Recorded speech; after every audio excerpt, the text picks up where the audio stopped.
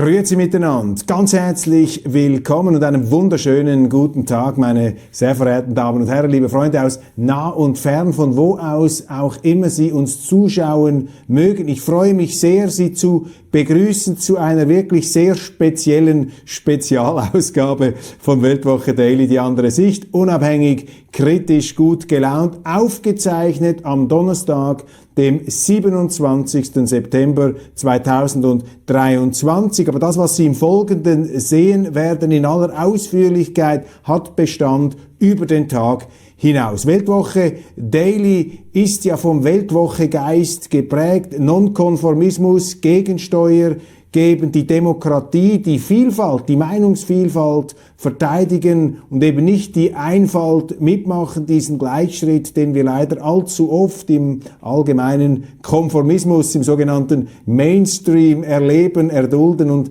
erleiden müssen. Wir bringen immer wieder auch die Stimmen, die Sie sonst nicht hören können, jene Akzente, jene Argumente, jene Kontrapunkte, die Ihnen erlauben sollen, ein differenzierteres Bild zu gewinnen und auch eben die Gegenseite zu hören, die andere Sicht, die es immer gibt, und die andere Sicht ist die Voraussetzung für jede Erkenntnis, für jedes Gespräch, für jeden Dialog, und darum ist das so wichtig, und die Weltwoche macht das seit ihrer Gründung vor bald 90 Jahren, unkonventioneller Journalismus. Und das Thema der heutigen Sendung ist die Weltlage, ist die Außenpolitik, ist der Ukraine-Krieg, und es ist uns gelungen, einen sehr distinguierten Gast hier zu gewinnen für ein wirklich ausführliches Gespräch. Es ist der amerikanische Kommentator, der frühere Nachrichtenoffizier und UNO-Waffeninspektor Scott Ritter. Scott Ritter, mittlerweile 62 Jahre alt, blickt auf eine sehr lange Karriere in den amerikanischen Sicherheitsapparaten zurück. Er hat den ersten Golfkrieg erlebt. Er hat als Waffeninspektor das Abgleiten der Vereinigten Staaten in den verheerenden Zweiten Irakkrieg erlebt. Das war für ihn ein Damaskus-Erlebnis, wie er mir erzählt hat. Da habe er seine Beurteilung, seine Auffassung der amerikanischen Außenpolitik verändert. Und nun tritt er seit über einem Jahr hervor als prononcierter Kritiker der amerikanischen Politik gegenüber Russland in der Ukraine, und er beurteilt die Lage aus einer fundierten Kenntnis auch der Geschichte und aus der persönlichen Erfahrung heraus, die er natürlich im Gespräch und in seinen früheren Tätigkeiten gewonnen hat. Scott Ritter, auch ein Buchautor, ein Vortragsredner, er war kürzlich sogar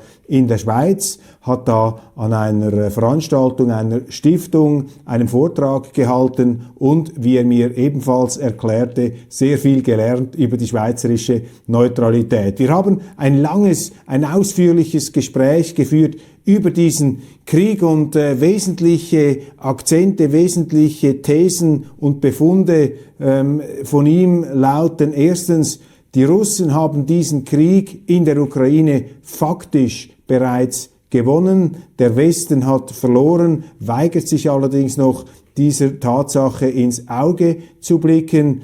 Die europäische Politik sei mehr oder weniger inexistent, es gebe keine Erwachsenen im Raum. Die einzigen Erwachsenen, die er auf der Weltbühne erblickt, die herausragenden Führungspersönlichkeiten, abgesehen von allen ihren Schwächen und Abgründen und auch Dingen, die uns nicht an ihnen gefallen mögen, sind nach Aussage von Scott Ritter Wladimir Putin und Xi Jinping.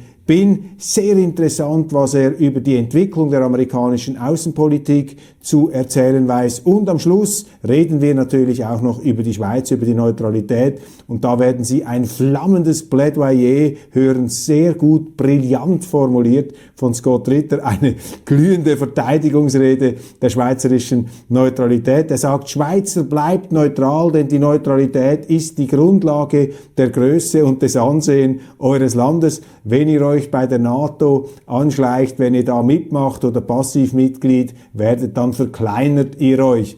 Und es ist für ihn unverständlich, dass heutige Schweizer Politiker den Wert der Neutralität nicht mehr zu erkennen bereit oder in der Lage sind. Dies ein paar skizzenhaft hingeworfene Thesen von Scott Ritter, aber hören Sie selbst, schauen Sie selbst eine ausführliche Konversation über die Weltlage. Wir durchmessen düsterste Abgründe, aber ich kann Ihnen versprechen, am Ende selbstverständlich kommt der große Lichtblick. 2 Optimisten im Gespräch, ohne allerdings die Lage heute sich irgendwie schönreden zu wollen. Würde mich freuen, wenn Sie sich darauf einlassen. Bühne frei für Scott Ritter. Vielen herzlichen Dank schon jetzt für Ihre Aufmerksamkeit und für Ihre Bemerkungen und auch vielleicht kritischen, welcher Art auch immer. Würde mich sehr freuen, auch von Ihnen da ein Echo zu erhalten. Aber jetzt genug der Vorrede. Unser Interview mit dem amerikanischen Militär-, Sicherheits- und Waffenexperten Scott Ritter. Welcome to Weltwoche Daily Special. Welcome to this interview. Well, thank you very much for having me. Where are you now? Are you in the United States now, or from where are you transmitting? I am transmitting from my home studio in Del Mar, New York. That's upstate New York, just outside of the state capital of Albany. Great. Just to start it off, could you quickly introduce yourself to give our viewers and readers an impression that they can, have a picture of yourself? Well, I've been around for 62 years, so there's a little bit of history here. I was raised as a child of a career Air Force officer, so I grew up around the world. I went to 3 different high schools, one in Hawaii, one in Turkey. I graduated from an American high school in Kaiserslautern, Germany. I enlisted in the Army after graduation because I think being from a military background, given the fact that it was the Cold War, the fact that I graduated from a high school in Germany, right across the border was the Soviet threat, I felt a desire, a need to serve my country. And I left the Army, went to college, got my degree in Russian history, and then was commissioned as an officer in the Marines. I went into the intelligence field. I served in combat arms units, training to fight the Soviet threat. In 1987, Ronald Reagan and Mikhail Gorbachev signed the Intermediate Nuclear Forces Treaty to get rid of entire classes of nuclear weapons. The Department of Defense was tasked with creating an inspection agency to go in and implement this treaty. And the Marine Corps was tasked with providing officers who spoke Russian and knew something about Russia. But they also wanted people who had the rank of major or lieutenant colonel. I was a lieutenant at the time. But the database showed that they didn't have anybody. I got selected for the job. And so as a junior lieutenant, I was sent off to the Soviet Union to implement arms control treaties. I did a very good job. I have to say I enjoyed the work. I was successful at it. Got a couple classified commendations from the director of the CIA. The Marine Corps viewed my work with great importance. And when I left that job, I went back to the Marine Corps right in time for Saddam Hussein to invade Kuwait. And I got caught up in the war. I ended up serving on General Schwarzkopf's staff in Riyadh, where, because of my background as a weapons inspector, a missile inspector, I was given the task of trying to hunt down Iraqi Scud missiles that were firing into Israel and in the Arabian Peninsula. And that became my focus during the war. I worked with a variety of units, Special Forces unit, Air Force units, etc. The war ended. At that time, I made a decision that my future would probably not be with the Marine Corps. The Cold War was over. I joined to kill Russians, and we weren't in the Russian killing business anymore. So I was going to get out and pursue civilian life. But I was called by the United Nations. Some of the officers whom I worked for as a weapons inspector were now tasked with implementing the Security Council resolutions calling for the disarmament of Iraq. They were having trouble with the Iraqis. The Iraqis were lying. They weren't turning over what they should. And there was a need to create an intelligence organization within this inspection unit. And I was asked to come in and do this, to build an intelligence organization. I did that. The job took on a life of its own. I became not just an intelligence collector or an assessor, but I became an inspector, an operator. I ran sort of a full service entity to collect information, evaluate it, inspect, come back. I did that for 7 years, leading some of the most controversial and confrontational inspections against the Iraqis. I resigned from my position in 1998, citing American interference in the work of the inspectors. And then from that point on, I became critical of American policy. Leading up to the 2003 decision to invade Iraq, I publicly made the case that there were no weapons of mass destruction left in Iraq worthy of an invasion, that Iraq had been fundamentally disarmed by the teams that I was involved in. We went to war anyways. I was proven to be correct. And then ever since then, I've taken upon myself to criticize U.S. policy where it needs to be criticized. I'm a very loyal American, patriotic American. I think I've shown I'm willing to die for my country. But the key aspect of being an American is to recognize what you're serving. You don't serve a president. You don't serve a government. You serve the people. And the people is best served by adherence to the Constitution of the United States of America. And when we have governments that implement policies that deviate from the principles, the values of the letter of the law, then it's the duty and responsibility of a patriotic American to speak out. And so that's what I do today. I speak out where needed. And right now, my focus of effort is on the ongoing conflict between Russia and Ukraine, where I find American policy to be sadly wanting. What is the most important thing you have learned throughout your career, your experiences on the battlefield and as a UN inspector, intelligence officer? What is the most important thing you have learned about international conflicts and diplomacy? What's the sum of my knowledge? That war should be the absolute last resort. That wars rarely achieve what they set out to achieve. They always result in death and destruction, and they always result in a situation that's worse coming out than it was going in. That the best option for the endeavors of nations are to prevent wars through diplomacy, that we should invest money in diplomacy, and we should be honest about diplomacy, meaning that right now, sometimes I believe that diplomatic tools are used to facilitate warfare, to set up the conditions for war, as opposed to ensuring that the conditions for war never exist. And so I believe that diplomacy must be given a chance, but it has to be honest diplomacy. I think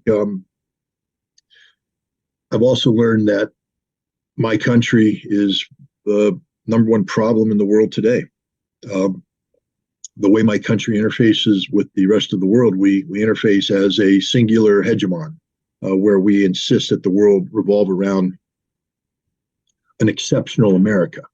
And I've learned that there's no such thing as American exceptionalism, that the rest of the world has a vote. The rest of the world is populated by human beings who have shared values. Every human has shared values. We want to live. We want things good for our kids. We want a better future, and that future should be a future that's shrouded by peace, not war. And so, that's it. Diplomacy, and that America needs to do a better job of being diplomatic. Mm-hmm. How close are we now to a third world war, looking at the situation in the Ukraine? The Ukrainian conflict, as it is being won by Russia. And that's a problem for the United States and Europe, because we've been setting up this conflict for decades now with the intent of defeating Russia. And Russia's upended that entire calculus, which means that the entire national security and foreign policy strategies of the United States, NATO, Europe are no longer valid. And when you invalidate, national security visions on this scope and scale, you create a feeling of existential risk. And right now we have a situation in the United States and Europe that perceives a Russian victory in Ukraine as being a threat of existential proportions. And there is active talk about, the need to use nuclear weapons. The Russians, on the other hand, aren't going to use nuclear weapons preemptively, but have said that if nuclear weapons are used against them, that they will respond with the totality of their capabilities, which would mean general nuclear war, the end of the world. The fact that we have the United States reflecting on what opportunities could exist for the use of nuclear weapons at a time when the Russians have said, if you use nuclear weapons, we will kill everything, means that we are in a very dangerous situation. I say that some people say that this is the worst it's been since the Cuban Missile Crisis. I say it's worse than the Cuban Missile Crisis because the Cuban Missile Crisis was a controlled crisis. Both parties knew what they were getting into going in. The Soviets wanted American Jupiter missiles out of Turkey and Italy, and the Americans wanted Soviet SS-4 and SS-5 missiles out of Cuba. And there was a quid pro quo arrangement, even though the American withdrawal of missiles was kept secret. It was controlled crisis. It was dangerous, don't get me wrong, but it was controlled. There was an end game that both parties could agree to. Right now, we have an uncontrolled crisis with an end game that both parties don't agree to. The United States and Europe are not in a position at this point in time to accept the reality of a Russian victory.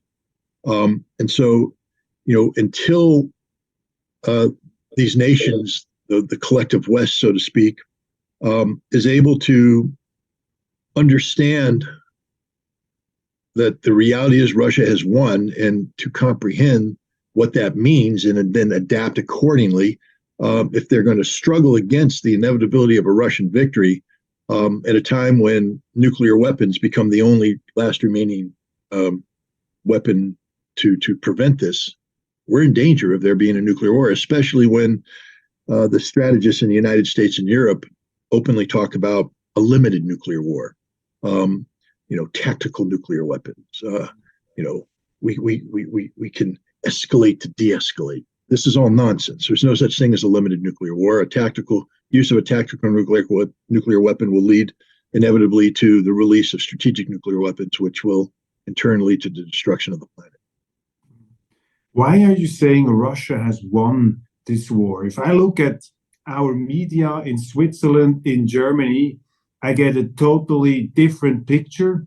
The journalists are writing, well, there are some difficulties in the Ukraine offensive. The former British Prime Minister has just written a great essay after his travels to Kiev, saying that the Ukraine can still win this war. We have to move up our assistance. We have to send even more weapons. In Germany, the Chancellor is thinking about sending these bunker breaking missiles. How do you come to the conclusion that Russia has won this war? And why do our media and politicians continue to say the opposite? Well, I can answer the second part first. Your media and your politicians are lying, and they know they're lying. Straight up know they're lying. The former British Prime Minister writing this essay, he wrote it for political effect, not because he's telling the truth. He's a liar. And I would tell any one of your reporters to their face, they're liars. And if they challenge me, I'll tell you what, come with me. The next time Germany provides a shipment of modern weaponry to Ukraine, come with me. Let's get on one of those tanks. Let's ride it to the front and let's join the victorious Ukrainian army that you write so, because clearly you interact with them. You've been to the front line, right? You've been in the leading element of the attack. You've seen this great Ukrainian victory. Ride with me to victory. Let's go. None of them will do it because they all know what the result will be. They'll be dead before they get there because that's the reality. Every one of your reporters are liars. Every one of their editors are liars. And again, please sue me. Sue me for defamation. I will take you to court. I will insist on full disclosure, and you will go down in flames because you're liars, every one of you. And a word you write is true. The Russians are prevailing on the battlefield. They're slaughtering the Ukrainians. This is why your reporters won't go to the front line. because there'll be dead reporters. This is the statement of fact. The Russians have defeated the Ukrainian army. Provide bunker busting missiles. Is this a new concept? Did Germany invent bunker busting missiles? I'm just curious, because I imagine the Russians have never heard of bunker busting missiles. So therefore, when they're used by the Ukrainians against the Russians, this will be a miracle weapon that will cause the Russians to panic and surrender, and the war will be over. Or is this missile actually well known to everybody? It's been around. It has a limited utility. It will kill some Russians, but the end result will be nothing. Because in war, people die. Weapons kill people.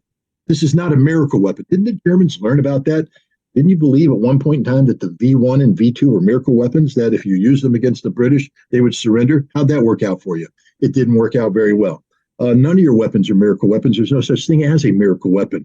What is a miracle are the troops in the weapons. They make the weapons work. And right now, the Russian troops are 10 times better than the Ukrainian troops, not because the Ukrainian troops don't have heart or courage, but how can you man these miracle weapons provided by the West when you have 21 days basic training and maybe 5 more weeks of advanced training? What does it take to train a German soldier? I imagine it's more than 21 days. And if you have a German soldier involved in complex combined arms warfare, I would imagine it would take about 1.5 years to 2 years to train that soldier. Why does Germany believe that the Ukrainian soldiers can do in 2.5 months what it takes the Germans 2 years to accomplish in terms of training? This is why Ukraine's losing the war, because Germans have caused their defeat. British have caused their defeat. Americans have caused their defeat because we're asking them to do something they literally cannot do. How long does it take to train a Leopard tank operator to be competent in all aspects of tactical warfare? A heck of a lot longer than the Ukrainian forces were trained on them. And yet you're asking them to take this tank and lead it in to a combat assault breaching operation, the most complex form of offensive military action ever, without the training, the experience, or the familiarity with the equipment. Shame on Germany. Shame on Europe. Shame on America. You're responsible for the deaths of 500,000 Ukrainian men. I hope everybody hangs their head in shame when that awful reality sets in on them. And what do you think about the following statement? I've read it, and I'm sure you know it. Skeptics, people have a similar view as you. They say the West will never allow the Ukraine to lose this war. That means they cannot accept a Russian victory because they have invested so much capital, political capital, financial capital. The United States, the whole government has supported it. We have elections. I mean, what's going to happen on this front? Will the West continue in spite of this, according to you, victory of the Russians? Will they just not let happen? Will they just not let this defeat happen? Will they somehow, what will they do? Well, let's start off by noting this. In the year leading up to the defeat in Afghanistan, remember that one? America got beat, NATO got beat, Germany got beat too. Everybody got beat by the Taliban of all people. But we were told we will never allow the Taliban to win. It will never happen. We've spent billions. We've invested everything. Victory, victory, victory, victory. Same thing's going to happen in Ukraine. Because let me ask question and response. What can NATO and Europe do? I mean, to say we can't allow the Russians to win, what can you do to prevent that? Are you going to sanction Russia more? How's that working out, Germany? It's your economy that's in free fall.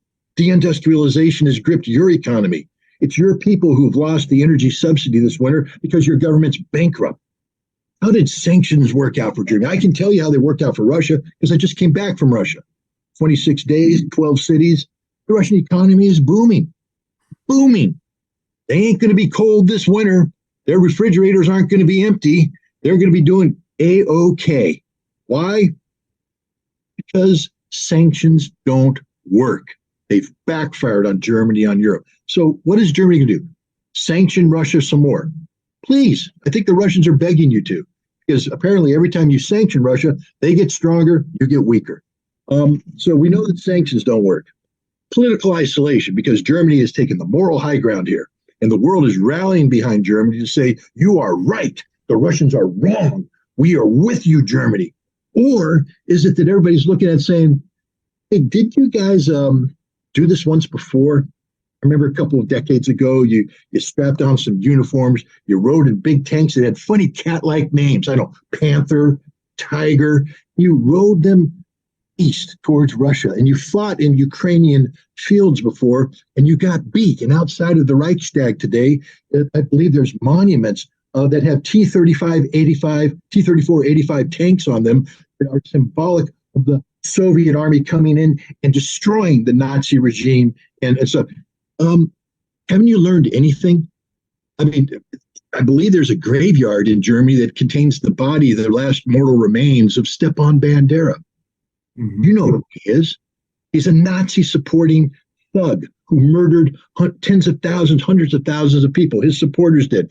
He fled to Germany and was brought under the wing of the German intelligence service, which was really nothing more than an extension of the Gehlen organization, which was a Nazi intelligence organization that ran the Banderas in Ukraine when the Nazis were there. But now they've been reanointed and they've told, you're okay. I think the ugly truth is that Germany's never really shed itself of its Nazi past. Because if it had, Germans wouldn't be so willing to see German tanks with another cat name going to battle in Ukraine against the Russians. Germans should be hanging their head in shame, saying, no, we're not going to do this. What is Germany going to do? Mobilize the German army. What German army? Mm-hmm. That's in all sincerity, what German army? Mm-hmm. Is there anything to be mobilized?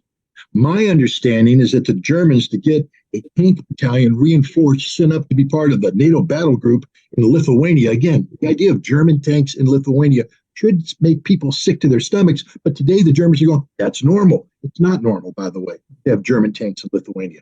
Bad thing, bad look, bad history. But you had to scrap and cannibalize all your other units to make that happen. Now there's talk about Germany rebuilding its military, 100 billion euro to make the new strong German army to do what? March through Poland to fight Russians. And didn't you do that before already? You got beat. You're going to get beat again if you try, but you're not going to be able to do it. Because in order to do that, you have to have an industrial base. My understanding is that your companies are shutting down because they can't afford to keep working because of high energy costs. You're deindustrializing, unemployment, etc. Oh, yeah, that $100 billion or euro military, you're not going to be able to do it. I think the German government has come back and quietly told NATO, we can't do the 2% GDP thing you want us to do because we're bankrupt. We have no money. We got nothing. So I come back to you, Germany and NATO and the United States. So you keep saying you can't accept a Russian victory, but you have no option but to accept it because you've lost. You've been beat. You're not going to win. The Russians are, and there's nothing you can do about it. Nothing you can do about it. So what do you think? How will this now play out in the next few months? Will we see then a formal armistice or some kind of negotiations, or what is your expectation for the near future? What will happen? Well, I can't put I'm hesitant to put a timeline on it because the Russians don't put a timeline on it. They're objective driven. The war will end when Russia wins the war. That's it. And that's the difference, you see, because in Germany, everybody's going, right, can we be done by this point? If we give them assistance here, we can be finished by the spring. Do we have to fund it to the Russians are saying that people go, well, Russia, when's the war going to end? When we win. When's that going to be? When we win. But I mean, give me when we win. That's it. That's the difference. The Russians will win because that's their objective. Everybody else is putting artificial calendar-driven things. But the fact of the matter is, the war ends when two things happen. One, the Ukrainian army no longer is capable of fighting in a coherent fashion, and they're rapidly approaching that point right now. Their last strategic reserves have been expended.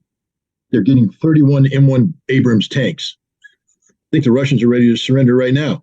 The fact is, I'm pretty sure Vladimir Putin just called up Joe Biden and said, 31 M1 tanks, when can we sit down and negotiate the terms of our surrender? I'm ready to give up today because it's 31 M1 tanks. You've never heard of the M1 before. It's a miracle weapon. No, it's not. It's been around forever. Old tank. It's not very good. The armor that they put on it isn't even good armor. It's the butter armor. The Russian munitions are going to cut through it like a hot knife through butter and kill everybody inside, which again is something that everybody tends to forget. that when these weapons fail in combat, it usually results in dead Ukrainian soldiers. But the Russians aren't worried about any of this. The Russians are going to defeat the Ukrainian army strategically. That point is coming. But the war won't end until there's a political resolution. The Russians have made it clear that Ukraine will never join NATO. So as long as there's a Ukrainian government that says we are going to join NATO, that means that the war ends when that Ukrainian government is kaput, finished, gone. We're getting close to that today. The Zelensky experiment is over. Poland has said no. I think even the Germans are getting tired of Zelensky. His wife, I don't know if you saw the 60 Minutes interview that she gave just recently, an exhausted woman who talked about the political future, saying she's not certain that the Ukrainian people will continue to want Zelensky to be their president in upcoming elections. Now, I've seen a lot of politicians' spouses when they're interviewed on the verge of an election campaign. They're all upbeat. My husband's going to win. He's great. The people love him. She was all defeated. The Zelensky era is over. He's doomed. He's collapsing as we speak. And when he collapses, that which replaces him will probably be inclined to bring an end to this war. This war, if there is a negotiation, the negotiation will resemble what occurred on the deck of the USS Missouri, a battleship in Tokyo Bay on September 2nd, 1945, where the Japanese were brought in, stood before a table, and compelled to sign surrender document without conditions. It was unconditional surrender. And that's the future for Ukraine. At some point in time, a Ukrainian official will appear before a Russian delegation, documents will be on the table, and they'll be handed a pen. And they'll be told, sign, document, it's over. And they will have no say in what's in that document because they have been defeated strategically. That's the reality. The day and age of negotiation has passed. I remind your audience that in March of 2022, the Russians had engaged in extensive negotiation with the Ukrainians, and they had a peace plan in hand, initialed by everybody. And it was ready to be finalized on 1 April in Istanbul. And it was NATO through that same British prime minister who wrote that wonderful article talking about the need to continue. Yes, Boris Johnson. He's the guy that flew in and said, no, don't do peace because NATO's behind you. We're going to back you. How does that work out? The day of negotiations over. The Russians will not negotiate. There will be no ceasefire. There will be no frozen conflict. The war is over. Europe, you lost. Get used to it. What do you think is the game plan of the American government, of this American government? I mean, it's puzzling. I'm not against the United States. You are not against the United States, but probably we both are very skeptical and critical about the direction of the American foreign policy, let's say, till 1990, after they won the Cold War, basically. What's your explanation that the United States have created this situation where Russia was somehow provoked into this war? I mean, is that serious foreign policy? Is this Zbigniew-Brzezinski, the great chessboard kind of geopolitical maneuvering, or is this kind of shallow idealism?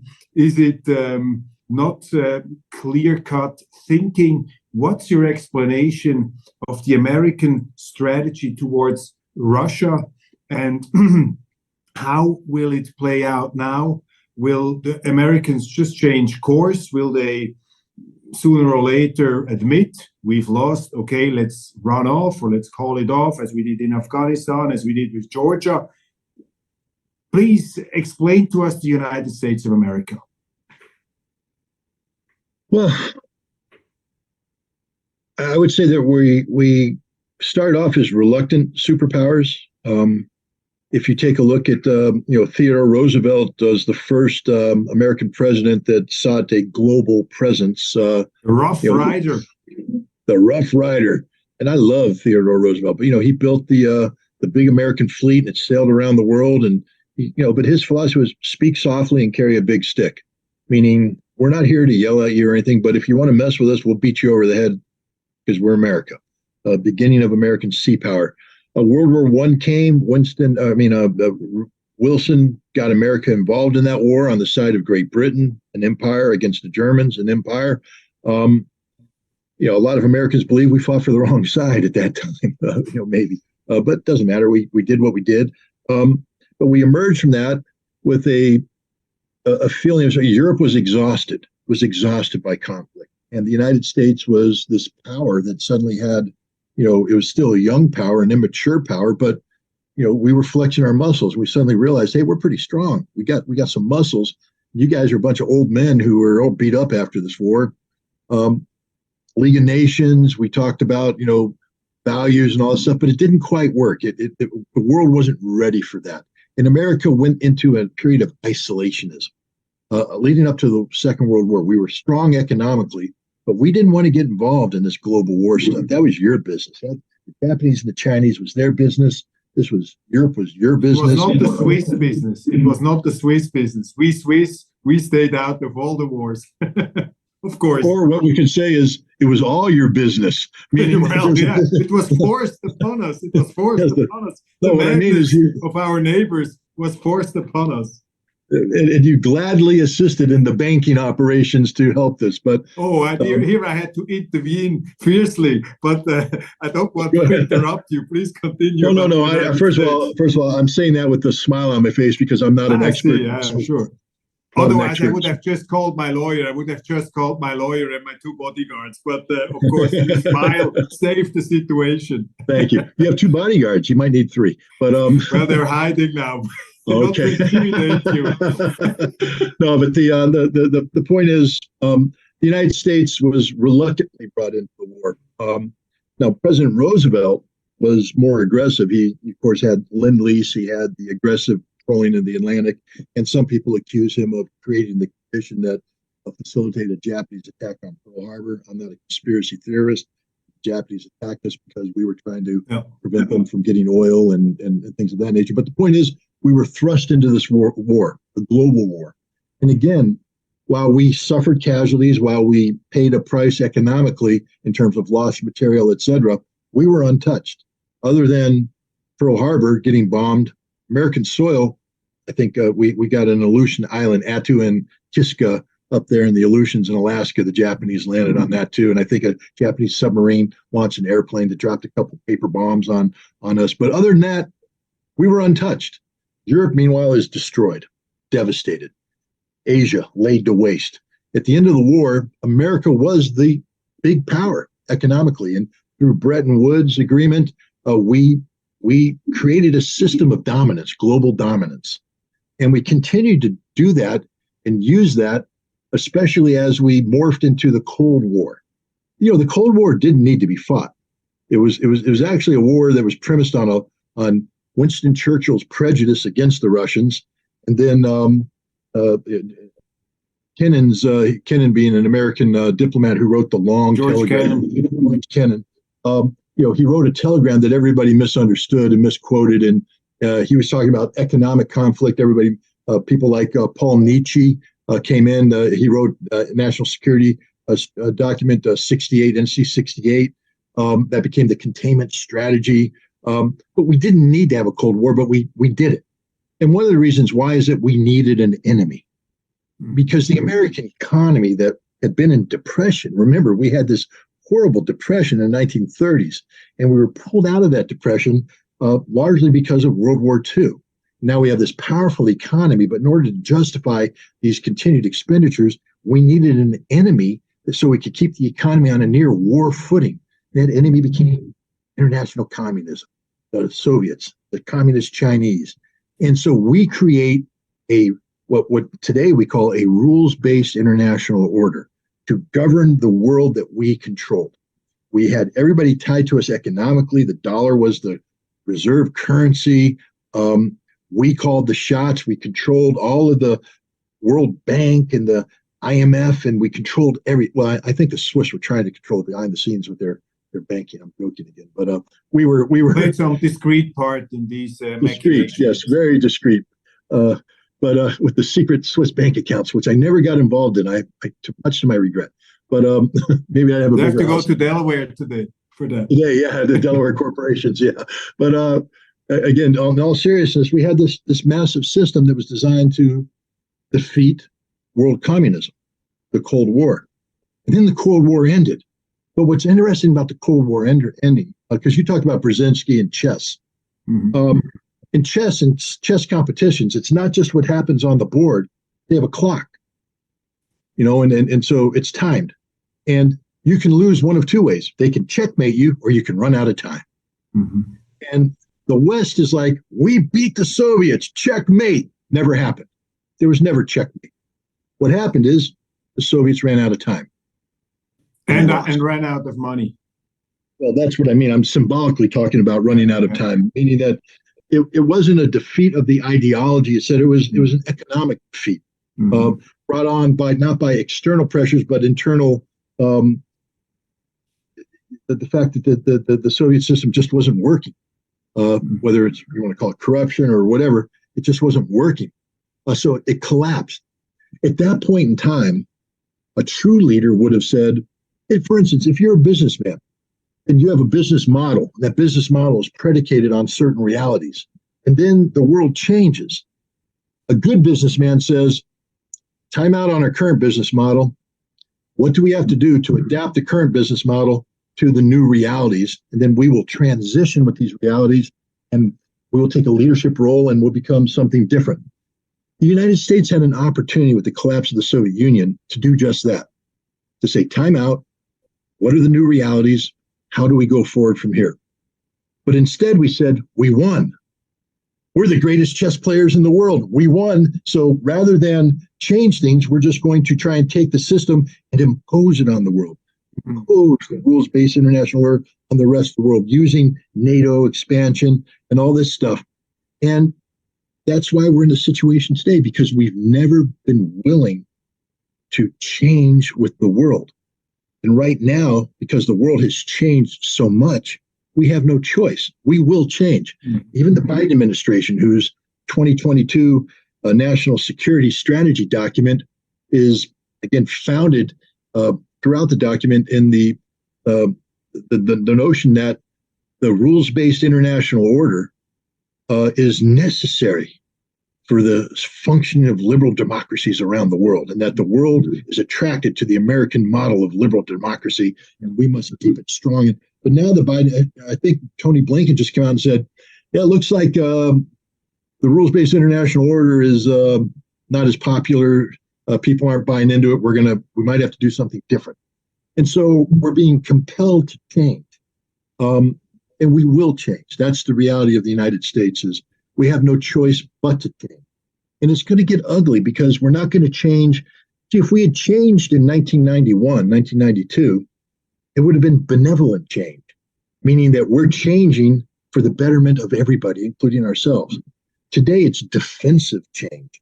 We are in a defensive crouch because we have failed. And so as we change, we're going to be looking to hold on to what we can.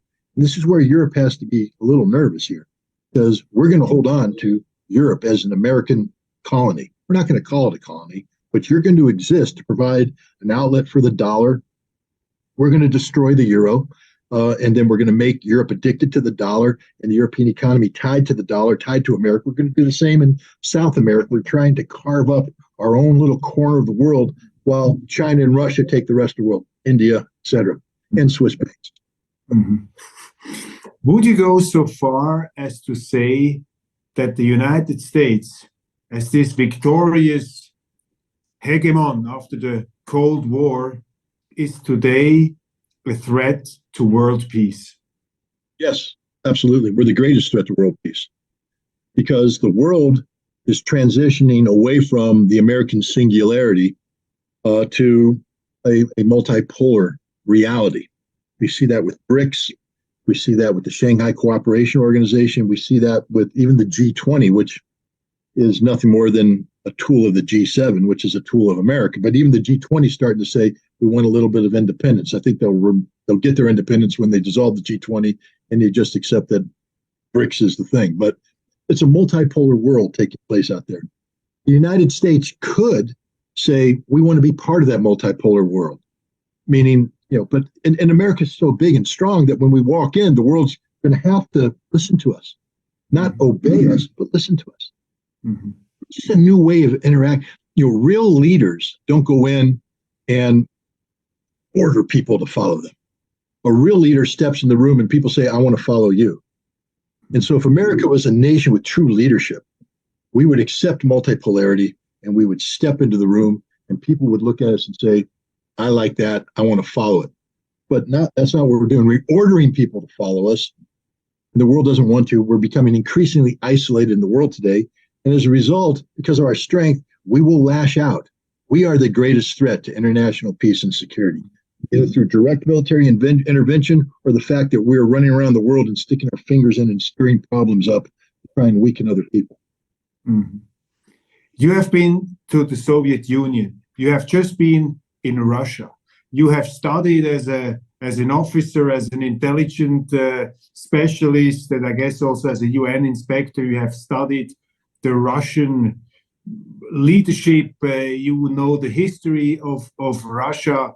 What's your assessment of Vladimir Putin? Vladimir Putin was this torchbearer of a new modernized Russia. He was the hope.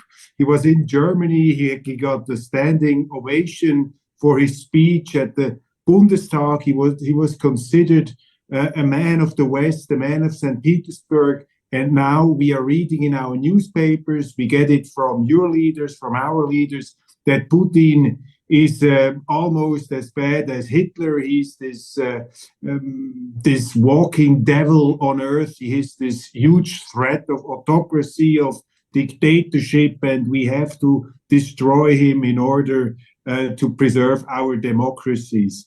I mean, what's your assessment of Vladimir Putin? What role does he play in this international order? What are his qualities? And what are his shortcomings according to your perception?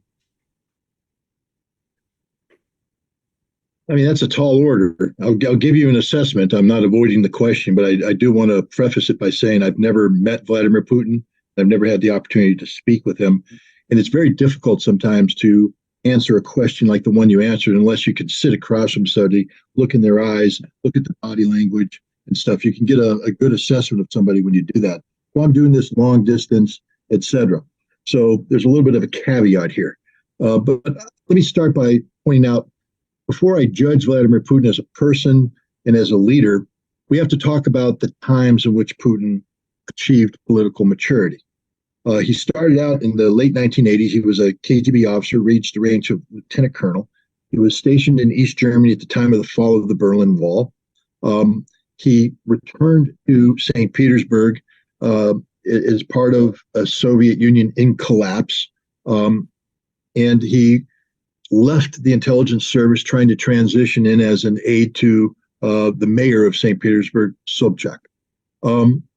This is in the decade of the 1990s when literally Russia is in free fall collapse. It is bad. And people who claim to be trying to help Russia are actually just trying to dismember Russia, to enrich themselves from the wealth of Russia, but take it all out of Russia, leave nothing left for Russia to weaken Russia.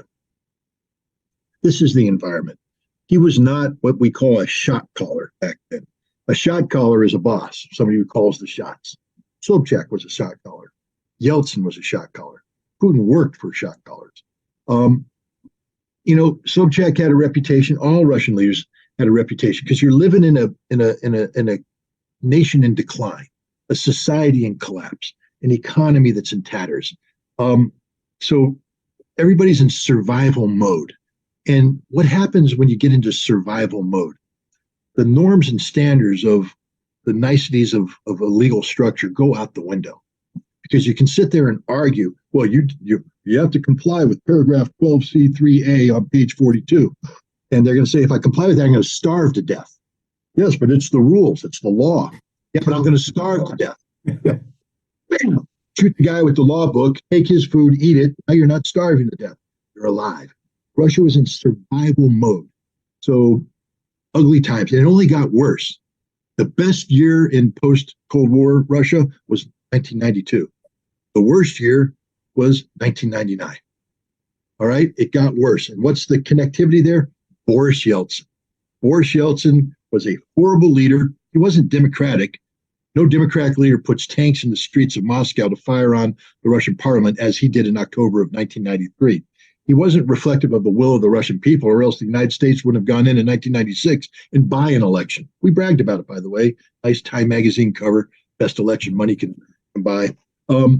He was surrounded by hugely corrupt people. The oligarch class was raised during this time by the West, by the way. We're the ones who created the oligarch class to facilitate the economic rape of Russia. Everything's fallen apart. If you were a pensioner, you lost your pension. If you're somebody who had a medical need, you lost your medical care. There was very little medical care. The soldiers weren't getting paid, so the quality of the army was collapsing. Infrastructure wasn't being built because people were putting it in their pocket or taking it out. So the entire society was in collapse. That's the reality of Russia at that time. You know, I'm not going to sit here and sing the praises of Vladimir Putin. He survived the 1990s. What I will ask people is, could you have survived the 1990s? And if so, what would you have done to survive? And there's not too many Westerners that can answer that question. I'll tell you this. We have relatives. My wife has family that was in Russia at the time. They'd be dead today. Dead. That's a father, a mother, and their 2 children would have died if we hadn't sent them money every month to survive.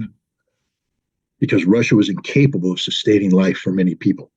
There's some figures out right now that talk about the number of lives lost during the 1990s, either as a direct or indirect result of the collapse of Russian society. And some of those numbers run as high as 20 million people.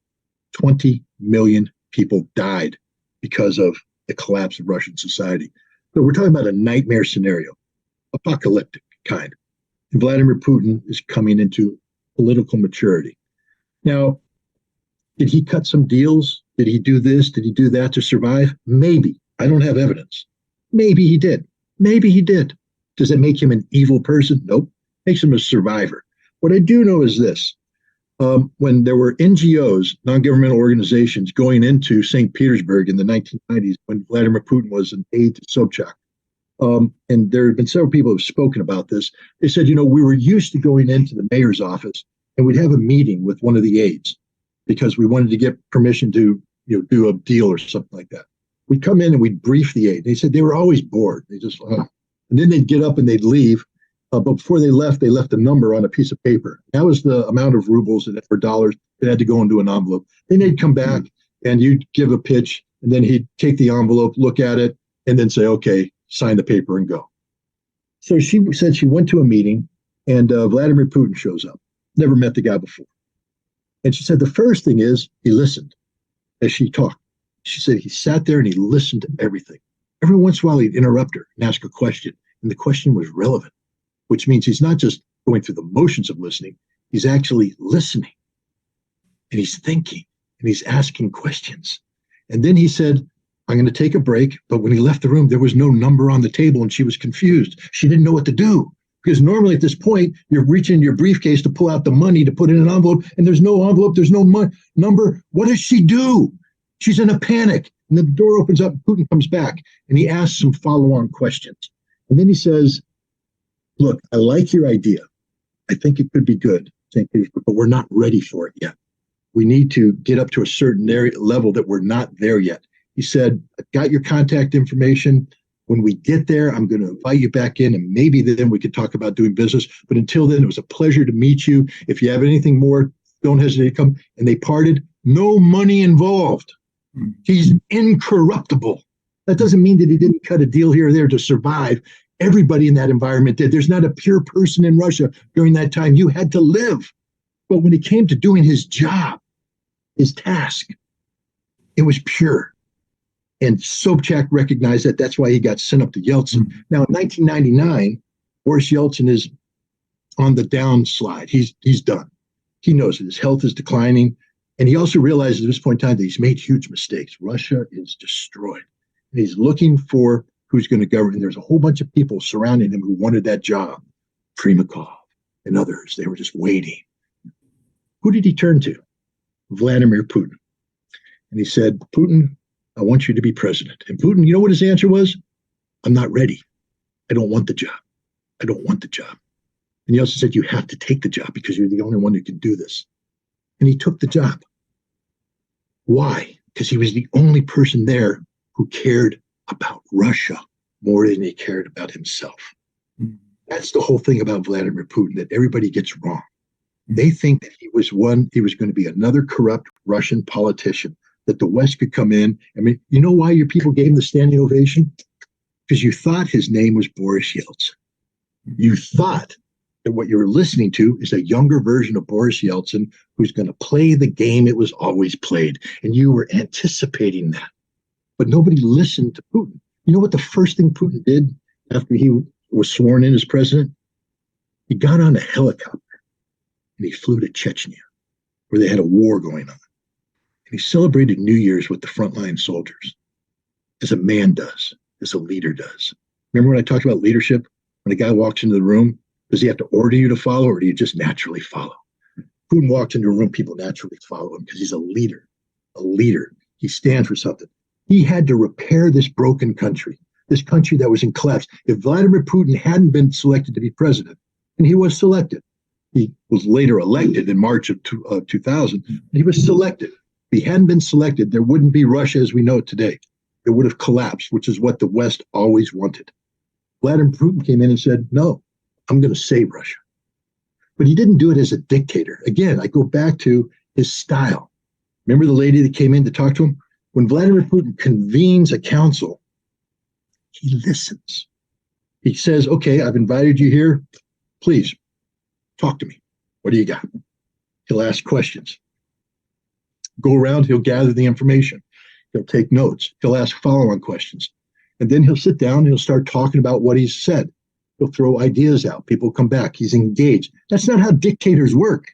Dictators come in and say, I've gathered you here today. Here's my plan. A, B, C, D, E, F, G, execute it or die. That's what a dictator does. That's what an autocrat does. That's not how Vladimir Putin operates. He listens. And what has he done? He saved Russia. Saved Russia. Look at Russia today.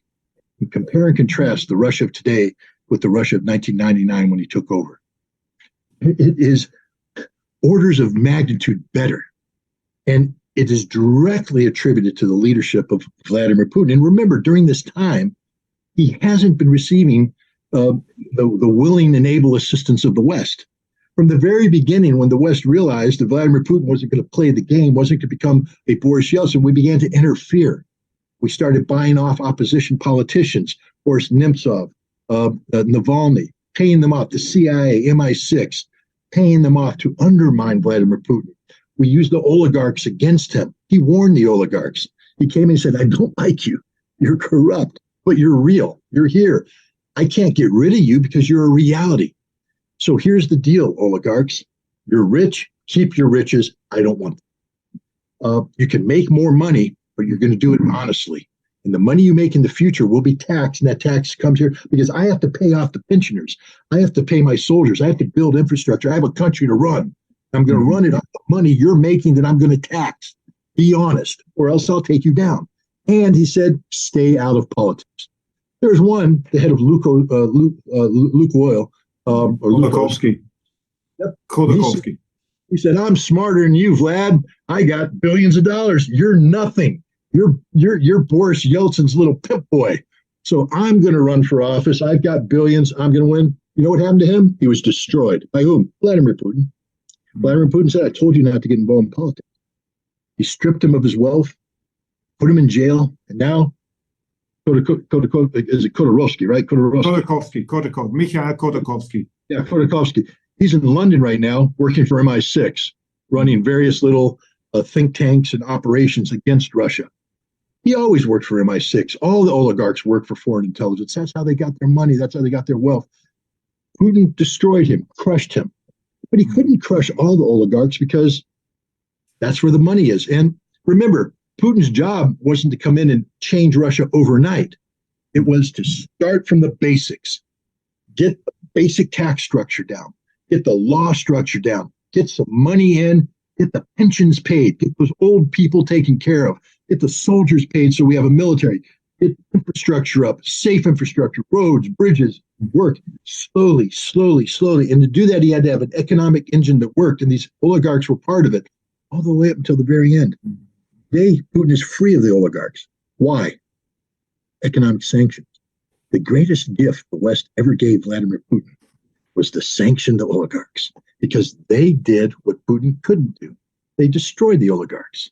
They seized all their assets, and now the oligarchs, Putin came out after the war and he went, hey, all you guys out there that stole all these billions, stay in the West. We don't want you anymore. Stay in the West. If you come here, understand that all the money you make stays in Russia from now on, and I'm in charge of you making money. You don't make the rules anymore. I do. This is the new Russia. This is Vladimir Putin. He is the greatest leader in the history of Russia. He saved Russia. He will go down in history as the equivalent of Peter the Great, of Joseph Stalin. Now, people say, Joseph Stalin, why would you can say what you want about Stalin? He saved the Soviet Union. He came in and he is singularly responsible for the industrialization of the Soviet Union. He created an economy capable of standing up to Nazi Germany. Did he commit a lot of crimes in the process? Yes. History has judged him. But you have to acknowledge that he was a great leader. Great doesn't mean popular, doesn't mean nice. Great means great. He was a great leader. Vladimir Putin is the greatest Russian leader. He saved Russia, and look where Russia is today, in a position of power and influence that nobody in 1999 thought they'd ever achieve. And it's only because of the leadership of Vladimir Putin. Very interesting. What Putin also did, he was intensifying the cooperation with Germany. I witnessed that when I was editor-in-chief of Die Welt in Berlin. I'm Swiss, but I worked in Germany. And I saw how Germany and Russia got together. I saw all these parties, with the German industrialists, the Russians were there. It was like a natural symbiosis emerging. And at that time, Putin was regarded critically in the West, even in some German media, but basically there was some, you would say, not a very negative attitude towards it. But somehow along the way, Putin turned into the so-called enemy of the West. If you're reading the newspapers now, they're arguing, even some experts like Timothy Snyder and all these people from Princeton University, etc., they're arguing, they're saying, now we see the true character of Putin, the enemy of the West. He's this Russian imperialist who wants to crush democracy, etc., etc. Could you explain to us how, in the American political perspective of the foreign policy establishment, Putin turned into an enemy? Why did that happen? I think at the beginning, even with the Americans, in the years, the 2000s, there was a chance of cooperation, of friendly coexistence. But why did the Americans suddenly go after Putin and after this German-Russian symbiosis, probably destroying symbolically, even a symbolical act, destroying these Nord Stream pipelines? What rode the Americans? To answer that, I'll start off with a little war story. Sorry for the long question. It's my English sometimes. No, it's a good question. It's a good question. It needs a good answer. So I'm going to start off by saying this. When you asked me to introduce myself, I talked about the fact that I studied Russian language and I studied Russian history in college.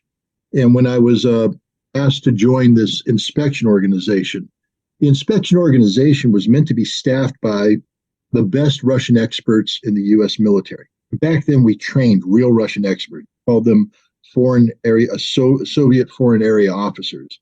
To be a foreign area officer, you had to be at least at the rank of major, and you'd be sent to a program where you'd study Russian language at the official school in Monterey, California. Great tour, by the way. Spent a year in Monterey, California. Good sun, a lot of fun. But you had to study, learn Russian. Then you went and you got your master's degree in Russian area studies. You could get that in any number of places. A lot of people went to Harvard. A lot of people went to Stanford. High quality education. And then you went to the finishing school, which was in Garmisch, Germany. Today they call it the Marshall Institute, I guess, but after George C. Marshall. But back then it was called the U.S. Army Russia Institute, USARI. And there it's a year or 2 years, depending on, of immersion, total immersion into everything about Russian history, culture. They had a village that they staffed with Russian emigres, and you went to shop in a Russian store, you spoke Russian, buying things, etc. You were immersed in it. And then when that finished, you did what's called a utilization tour. You went out and you advised, you went to the embassy, you did something, and now you came back to the army. And now we're talking, this is a 3 to 4 to 5 year investment into this person. And now you're in a position to be expert, to advise commands to do jobs, become a defense attaché, etc. Real experts. And some of these guys were at the cutting edge of every aspect of U.S.-Soviet relations, arms control, defense related, etc. You couldn't, now, this was during the Cold War. If you had asked any of them, how do you feel about the Soviet Union? They said, we don't like the Soviet Union. They're our enemy. But then when you asked them about Russian culture, they could speak in Russian. They could quote you Dostoevsky. They could quote you Lermontov, Pushkin, Tolstoy. They knew Russian culture. They could talk about Bolshoi theater with tears in their eyes because they loved it. They loved Russian culture. They loved the Russian people because they had studied them. They had gotten to know them. They hated the Soviet system. They hated what the Soviet Union was. But the Russian people were in their heart because all of this training led them to become one with them. They were thinking like them.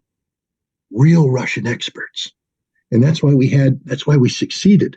We did something in the Soviet Union to build this inspection facility that was impossible. Nobody thought we could succeed, but because we sent people in who were not just cold warriors, but Russian experts. I worked at the time, Jack Matlock was the U.S. ambassador at the time, who was, again, not just a diplomat, a honest-to-God Russian expert. Spoke the language, knew the culture. He was going to come out and visit. He was going to do the open house ceremony there, cut the ribbon and the housing unit for the Americans there. And the Soviets said, what does, ambassadors coming out, first time an American ambassador had been to this part of the Soviet Union. What do we do? What do we do? And so I wrote back to the embassy. I said, the Soviets want to know what Ambassador Matlock, and the answer came back from him, handwritten. He said, hey, this is my first time to the Udmurt Republic. I am fascinated with any aspect of their culture. Anything they want to show me, I'll see. I just want to absorb it all. And I went to them, I said, he wants to see everything. And they're like, wow. And he came in and they did it all. What a wonderful man, open-minded. The Cold War ends, it collapses. Now, during this time, I was given 2 classified commendations by the director of the CIA for my work in the Soviet Union. I was a lieutenant. So I was doing some pretty important work. And I was considered to be a Soviet expert. I had grown into the position. And I was recognized, even though I was very young, I was recognized as a Soviet expert, an expert on Russia. In 1993, the last commendation I received from the director of the CIA was in 1990. In 1993, I was invited by the CIA to come back and interview for a job in the director of intelligence. They used to have something called SOVA, which is Soviet Affairs, but Soviet Union's gone.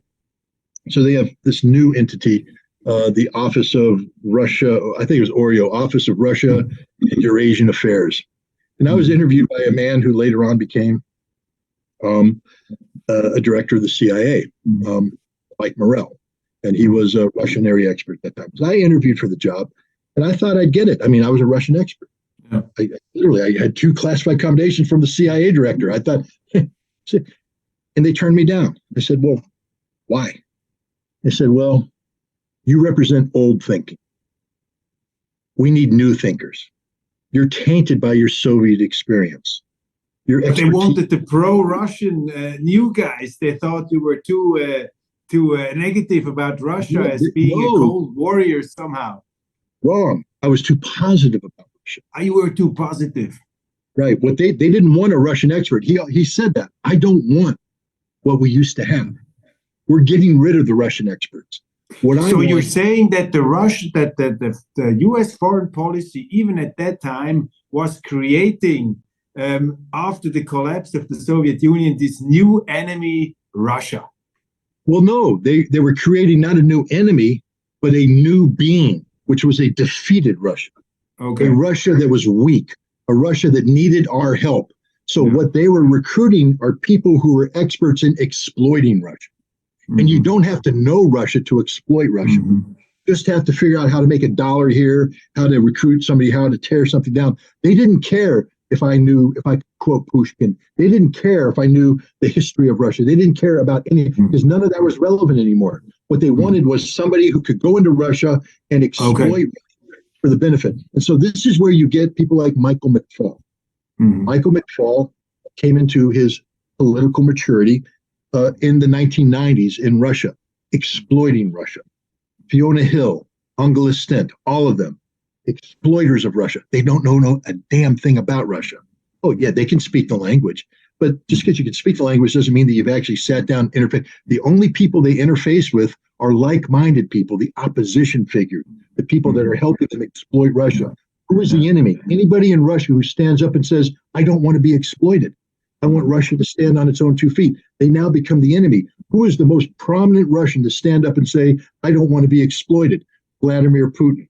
So instead of trying to understand Putin, say, why does Putin do what he does? We immediately said the only people that would oppose us are autocrats. He's a dictator. He's an autocrat.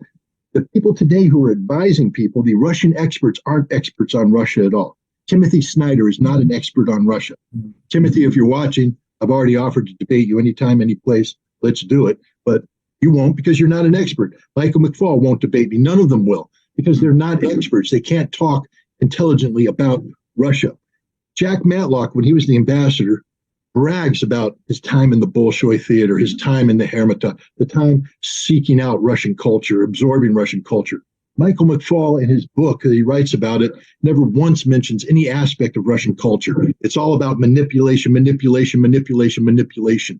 That's what passes for Russian experts today. And this is why there's such a disconnect between Vladimir Putin, because even the guys who evaluated him early on, they did it not because they knew Putin. They did it because of artificial expectations of what they wanted Putin to become. And when Putin failed to morph into what they wanted, they couldn't deal with him by saying, well, why is Vladimir Putin doing what he's doing? Let's dig deep. They said he's opposing us. He must simplicity. He must be an autocratic dictator that must be isolated and destroyed. We don't have genuine Russian experts anymore in America. Do you think, it's very interesting, this streak, this tendency of the United States foreign policy has turned now Putin into a real enemy of the West? Has this Putin, I saw him that way at the time. I saw him as a bridge builder, as an open-minded Russian leader who wanted to cooperate with the West on equal terms. He didn't want to be pushed around, as you described. But look at the Putin today. Have we created an enemy here? And are the perspectives after this war has ended very bleak? Or do you see light at the end of the tunnel that Europe will get a good relationship with Russia back? Or are these days gone for a generation? Is Putin now embittered? Is he now really an enemy of the West? Have we turned him into an enemy? Well, again, I have never met the man and I've never sat across from him. So it's hard for me, to answer a question like that. Have we turned him into an embittered man? One would normally want to have experience before he was bitter, sure, and experience after he was bitter, and experience in the transition. So you could say, yes, this is what I saw. What I can say is this. I watch every presentation this man gives. First of all, he's one of the smartest leaders out there. Truly a man of phenomenal intellect. I forget who was talking. I think it was the president of Latvia was talking about, we're going to need to have good relations with Russia when this war is over. And he talked about meeting Putin. And, he says, so Putin proclaims himself to be this great Russian leader, da, da, da. So I thought I'd give him a test. And I think he mentioned a book by Lermontov, or a Russian writer. I have to go back and double check on that. And he said, he thought, because it was sort of an obscure passage, obscure work. And he said, Putin sat down without any notes and immediately got into the book, got into the character, got into the importance of it, talked about the Russian soul, took it apart. And the guy went, this guy knows everything about Russia. He is the quintessential Russian. He is a Russian leader. Russia's in his soul. Russia oozes from his blood. So we have to respect that, respect the fact that Putin is a serious person. Now, is he bitter? I don't know. I watch his presentations. He gets a little angry about being betrayed. I think there is some bitterness towards Angela Merkel. He feels betrayed by her. Francois Hollande, he feels betrayed. He feels betrayed. He's like the West can't be trusted anymore because of what they've done. But then he talks. This is a very cultured man. And when he speaks of the West, when he speaks of America, when he speaks of Europe, he doesn't do it with hatred in his heart. I've watched his speeches. Is he positive about? No, there's a lot of negatives, and he points out, but when he speaks about them, it's an educated man talking about the potential. And he has said, I have not turned my back on this. The West has turned their back on me. And if the time comes when the West wants to work together, we can do so, as long as Russia is respected, as you said, treated as an equal. But so I don't think there's a bitter Putin. I think actually Putin is going to be the savior of Western Russian relations, because he isn't bitter. You know who is bitter? Schultz, Biden, Macron. The entire Western leadership are bitter because they were beat. It's so interesting what you're saying. I mean, the impression really is there that Putin, as far as I can judge him, as I see it, in his presentations, he seems to be rational, and the Russians are avoiding extreme language also towards the West, whereas our leaders, they are talking much more emotionally about Russia. They have a much more uncontrolled vocabulary. They use words as weapons in this war. You see a certain hyperbole in the diplomatic language of our politicians, and you see the opposite on the Russian side, probably except Medvedev, who has to overcompensate because they doubted his loyalty to the country. Probably he overdoes it. He gets quoted here. But Putin seems, to me, from the outside, rational, whereas our leaders look emotional. Is that your perception as well? Yeah, I oversimplify what you say just by saying I say he's the only adult in the room. And I like him as a kindergarten teacher, the classroom of unruly children, and he's trying to bring order to them, and and all this. Europe is just a bunch of unruly children. Where is the adult in Europe today? Where's the single adult leader in Europe? Well, we have to ask, where is the adult in the United States? There isn't one. It's also some kind of absurd situation. We say in Europe, who is controlling the teleprompter of Joe Biden? I mean, this must be the most powerful man or person in the world, or woman in the world. Yeah, well, I mean, you can ask that question about many people. Who's telling Mitch McConnell, the Republican senator from Kentucky, how to vote?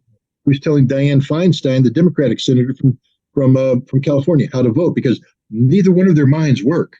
Will we see a change of government in the United States in the next year? Will there be a Republican president again? Probably a president who says it's just not in our interest to continue this lost war in Ukraine if it still rages on?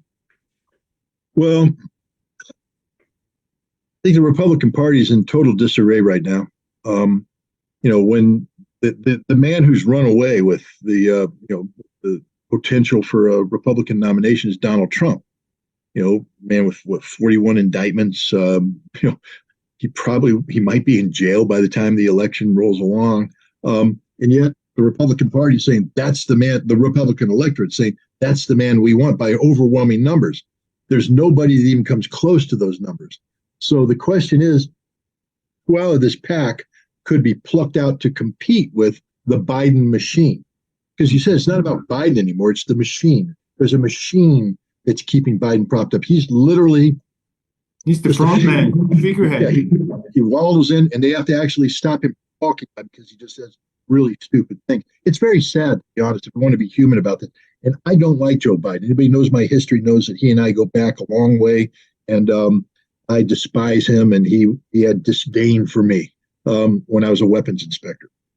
So I don't like the guy, and I don't wish anything good for him, but I'm not a cruel person. And we're looking at a man who is slipping away into dementia. And this is cruel, what's happening to him right now. He really should be pulled out of what he's doing, sent to a quiet retirement place so he can spend the rest of his life not hurting himself and not hurting anybody. But instead, they keep putting him in these situations, and it's not only sad, but it's dangerous because he is the commander-in-chief. There's a lot of power that accrues to this position, and his brain's not working. And it's a problem for American democracy because if his brain's not working, that means the people around him to step in where the Constitution doesn't permit them to step in, unless they're going to activate the 25th Amendment, but nobody's talked about doing that. So America's in a very, very tumultuous period in terms of our democracy. Who's going to replace him? I don't think the Republicans have anybody, because what's going to happen is Trump is not going to make it. Trump is not going to make it again. I don't believe so. I think his criminal problems are too much. If he survives his criminal problems, he will be the president of the United States, no doubt. But I don't think he will. Joe Biden is done, but he's a figurehead. I think they're going to hold on to Biden long enough to have a Republican candidate identified. And then I think you're going to see Biden be shunted aside and somebody brought in who isn't named Kamala Harris, because she is a disgrace to everything she claims to stand for. I think right now the money's on Gavin Newsom, governor of California. And again, people say there's all problems. Well, there's a problem with every one of the candidates that are out there. None of them are perfect candidates. But Gavin Newsom would have the Democratic machine behind him. The Republicans, if they can't nominate Trump, fall apart, because all these people have been stabbing Trump in the back, or they're unknowns. And I just don't think the Republicans can get the traction necessary to beat. But there's a wild card out there, RFK Jr., Bobby Kennedy Jr. He's the real deal. He's a real politician. He has ideas that are different enough from Democratic and Republican mainstream to separate him, but not too crazy, meaning people say, I buy into that. And if he can gain traction, if the Republican Party disintegrates, and if the Democrats pump into Gavin Newsom, if it's Bobby Kennedy Jr. versus Gavin Newsom in a general election, Bobby Kennedy Jr. wins. And now we have a change in government. Now we have a government that will be structured differently, will operate differently, will operate more on the lines of the rational thinking that one is normally associates with American leadership. And we'll have a guy who, when he walks into the room, people will follow him because they want to follow him, not because he orders them to follow him. So I think Bobby Kennedy Jr. could be the face, but he has a very long way to go. It's not going to be an easy path, but under normal conditions, I'd say he doesn't stand a chance. But because we have this unique situation where the leading Republican is a criminal who might be in jail, and the leading Democrat is a senile old man whose brain is failing him more and more on a daily basis, there is a window of opportunity for somebody like Bobby Kennedy Jr. to step in and become president. And it's a miracle that a country like the United States, even with this shattered elite, can still somehow work and march along and even have some success. Probably not so much in the political field, but in the economical field. Let's for the final question of this very interesting and wide-spanning interview, let's look a bit into the crystal ball. I mean, we have so many insecurities. We have an absurd version of the Cold War coming up. We have the United States, trying to create confrontation with China in war, in a proxy war with Russia. We have a Europe which is non-existent politically, no adults in the room. Probably only Switzerland is the only sane country in Europe, and Hungary can be named as well. So a very shaky situation. What's your feeling if you look into the future? Are you optimistic? Are you pessimistic? Do we now enter a field? I'm looking at my crystal ball. Now we have to go into your intuition as a very experienced conflict analyst. Your inner voice has to be unleashed now. Are we heading into a dark middle age of conflict, of rage, or do we see just the last turmoil before sanity comes back? What's your view? Are we entering dark times, or are we entering bright times after a shorter period of darkness? How optimistic are you at the moment, or pessimistic? Yeah, well, let me start by saying this. As bad as the children who govern America and Europe are, I don't view them as suicidal, meaning that Because, and this is an important thing, I don't believe that these are people willing to sacrifice everything for a limited objective of countering Russia, etc. Even though Jan Stoltenberg and others have quantified this Ukrainian-Russian conflict as an existential struggle between Russia and NATO, I don't think that there's a European leader out there right now who's willing to die and sacrifice his or her country for NATO. And this is important, because if I did believe they were willing to die and sacrifice themselves for NATO, then my assessment would be much different. Nor do I believe the American president is willing to sacrifice America or Europe. And so now we've realized that there's a lot of bluff taking place in the West. Yeah. And now we look that's the good news, basically. That's the good news. Well, there's bluff, but again, I can bluff so far. But if I'm 6'4", 240 pounds of solid muscle with a big left or right hook and a left jab, I can bluff to a point. But when you call my bluff, I'll still knock you out. But that's not in the United States and Europe today. They're basically the skinny boy on the beach who hides when he changes his clothes because he's afraid to show people how pathetically skinny he is. There's no strength in Europe today, no military strength.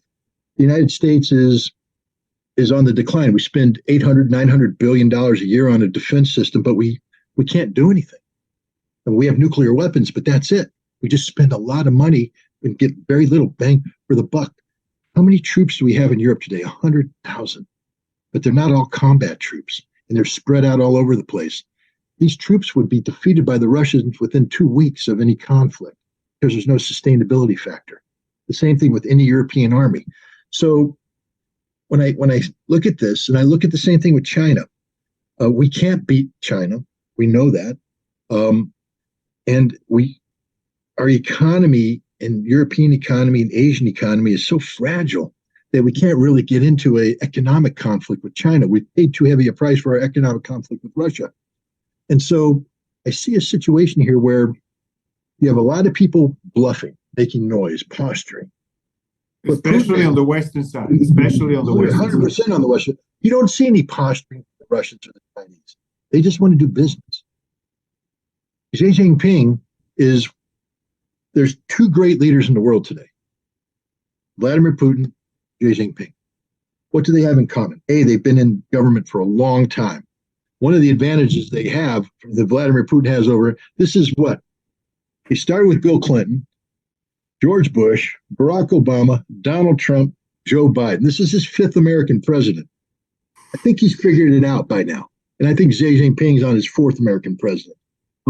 But my point is, these guys have been around for a long time. They've seen the world. Nothing takes them by surprise anymore. They're the adults in the room, and their job is to create a stable world. And we know this because they're working together to create the Shanghai Cooperation Organization. They're working together to create BRICS. They're working to create a Trans-Eurasian Economic Union.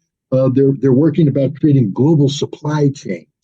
They're not building militaries to dominate the world. They're building businesses to create infrastructure around the world that gives them an economic advantage. But hey, in the free market, isn't that what you're always looking for? An economic advantage? The fact that the Russians and the Chinese do it better than us isn't their fault. It's our fault. We should be able to compete, but we don't. So I am optimistic. And here's the other reason why I'm optimistic. Because Vladimir Putin and Xi Jinping know that in order to get maximum benefit to their economy, they need a global market, a global market. They don't want the world fractured into a new Cold War type environment, an us versus them. They need global markets. They need access to the American markets, and they want American to have access to theirs. They want genuine free enterprise. And so if that's their strategic vision, then they're going to behave in a manner that achieves that. They're not going to try and score cheap political points or geopolitical points by getting, a Brzezinski-like chess move over here and there and there and there. That's not their game. Their game is stability, multipolarity, listening to other nations, working together as a global team. That's their approach. I've oversimplified it, and I know there's going to be people out there say Scott Ritter smokes dope on a daily business and he's hallucinating when he talks about this. It's more complicated than that, But from a broad picture, making this broad assessment, that's the vision I see of the Chinese and the Russians working together. And I look at America and Europe, I see bitter old men and women who are bluffing, though, because at the end of the day, when you take off their clothes, they don't have the buff bodies anymore. They're sort of pathetic. They're old, they're fat, they're skinny, and they're not going to be able to challenge the Chinese. Instead, what's going to happen is I believe that Russia and China will give them space to grow to where they need to grow and to be part of the global community.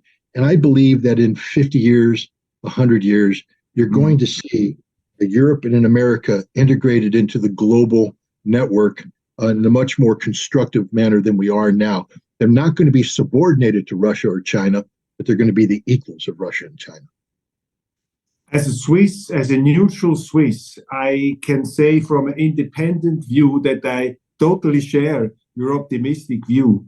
And I have talked recently to my former philosophy professor. He's a German, he's now 96 years old. And I asked him the same question, and he says, no, come on, I'm very optimistic because the Russians and the Chinese, they went through hell in the last 150 years. And this historical experience is so deeply ingrained in these peoples, and they have seen the benefits of globalization, of international cooperation, and they see the fruits of it. Whereas we in the West, we are totally decadent. We take it for granted. We are embarking in this on this crazy woke philosophy, thinking about gender toilets and how to destroy our language and everything. These are typical signs of late Roman decadence. And to take your point here to a provocative condensation, one could say Russia will probably get arrested if I say that, but Russia and China are helping the decadent West to refine itself and to redetect its values and the value of international cooperation, and of giving up this arrogance, this attitude that we can control the world, that we can bully the world, and that we can tell great civilizations what they are up to. So, reason to be optimistic. I share your optimism, and I agree. Look, like I said, I love my country. I love it deeply. I love the potential of America. I don't disrespect Russian culture. I don't disrespect Chinese culture, and I definitely don't disrespect their history. But I do believe that America has the potential to be one of the great nations in the world. We're definitely one of the very great nations of the world. But I mean, we could be great not because we bully people. We could be great because we lead. We lead from a principled standpoint, not that we tell people what they have to do. Democracies aren't created by me forcing you to be democratic. Democracies are created by me setting an example and you emulating it based upon your own needs. And then I respect the fact that what you have is different from me, but it works for you. And that's America should be that nation. We should be the nation that strives to make ourselves the best possible nation in the world based upon the realities of our situation. We have to stop being a nation which has a small percentage of the world's population but consumes so much of the world's resources.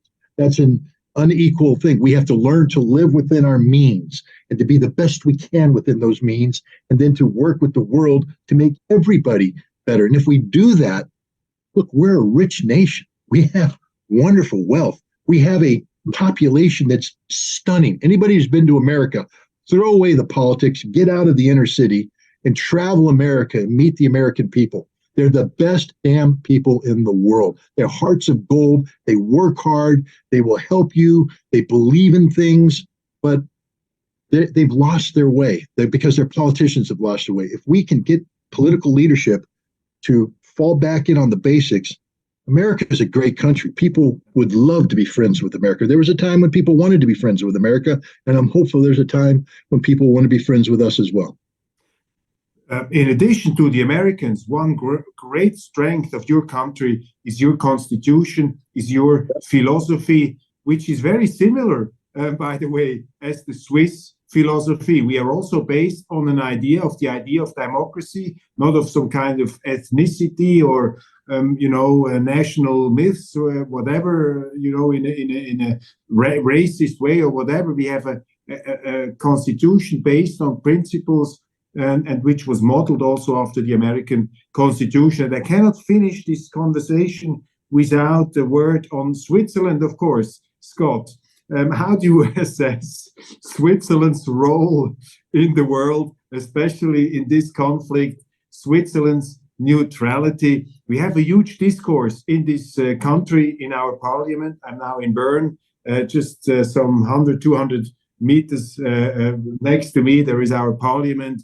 There is a huge fight. There are some people in Switzerland saying Switzerland has to join NATO. Switzerland has to deliver weapons to the Ukraine. And then there are the others, such as me, who are saying, no, Switzerland has to stay neutral as a small country. What's your view on Switzerland? Well, I can say this. I was actually just in Switzerland earlier this month. I was invited by an organization, Mut zur Ethik. Right. I attended a conference outside of Zurich. I wasn't there for long, 4 days, I think, total. But it was an immersive experience. And this issue of, I was educated on the concept of Swiss direct democracy, which I think is fantastic. And also on this fight, the struggle in Switzerland over Swiss neutrality and the role of that. What I can say is this, and I hope I don't insult anybody too much, but if the truth insults, then the truth insults. I don't care. Switzerland does not have a military that's capable of changing the balance of power in Europe. So any notion of Switzerland joining NATO, for what reason? To make Switzerland stronger? Why does Switzerland need to be stronger? To help Europe be stronger? Switzerland can't do that. You don't have a military capable of doing that. So I'm struggling to find out why a Swiss citizen would want to demean Switzerland, to diminish Switzerland by joining NATO, because it will only make you weaker. It will only expose the fact that you're a small, landlocked nation with limited resources, and you will become totally dependent upon everybody else in NATO, because you now have defined yourself as part of a system that you don't belong in. You never did belong in, and you never will belong in. I'm confused by that. 2, sell munitions. I mean, what? You make 20 millimeter cannon ammunition, 40 millimeter cannon ammunition that's used in Bofors guns that are equipped certain things, and they've provided those to the Ukrainians, but you're not allowing them to resell the ammunition, all that. Just let me help Switzerland on this one. No one cares about your ammunition. It's not going to make any difference at all. It's not. The Russians don't wake up every morning screaming, "Oh my God, here comes the Swiss ammunition." Swiss tanks. Swiss tanks, Swiss airplane, whatever. There's nothing you have that can change the outcome of the battle in Ukraine, and nothing you have that can change the balance of power in Europe. Why delude yourself? Because this is delusion. This is basically, you need to go talk to a psychologist or a psychiatrist, find out why you feel this need to be bigger than what you are. Because you're nothing but a small, landlocked European country. What gives you your relevance is neutrality. Neutrality makes Switzerland a great nation, not just a great nation, one of the greatest nations. Let me explain this to the Swiss, how important this is. Right now in Korea, in the Korean Peninsula, there's a demilitarized zone. You have the Americans leading the South Koreans, and we still have to call it the United Nations forces to the south. You have the North Koreans backed up by the Chinese, and to a lesser extent the Russians to the north.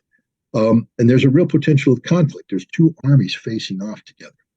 In the DMZ, there's 10 men, a unit of 10 men. 5 of them are Swedish, 5 of them are Swiss, neutral countries. And they get to travel everywhere, and they're trusted by everybody because they're not prejudiced by being part of this block or that block. And they accomplish so much in deconfliction. If there's a problem, they make peace possible. 5 men from Switzerland have more impact on global security in the Korean Peninsula than 1 million men on either side of the border. 5 Swiss men.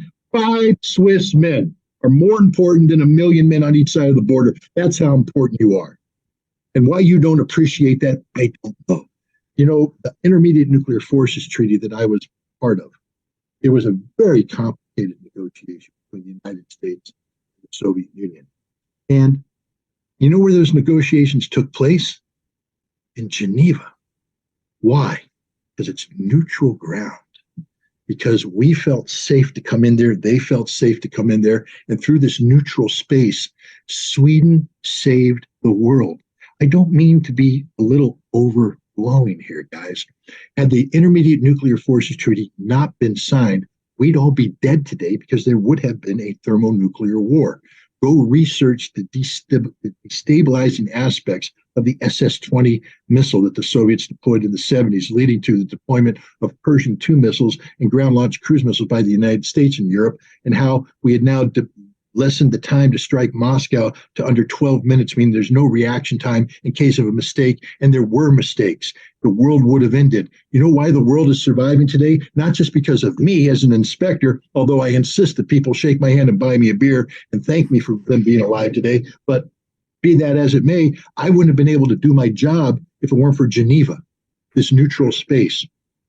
Switzerland saved the world and has the potential of saving the world again. You're a small country. You have limited resources. You have no military worthy of the name, no insult to those brave Swiss men who carry their guns home. Okay, if I invade your country, I'm sure you'll die gloriously.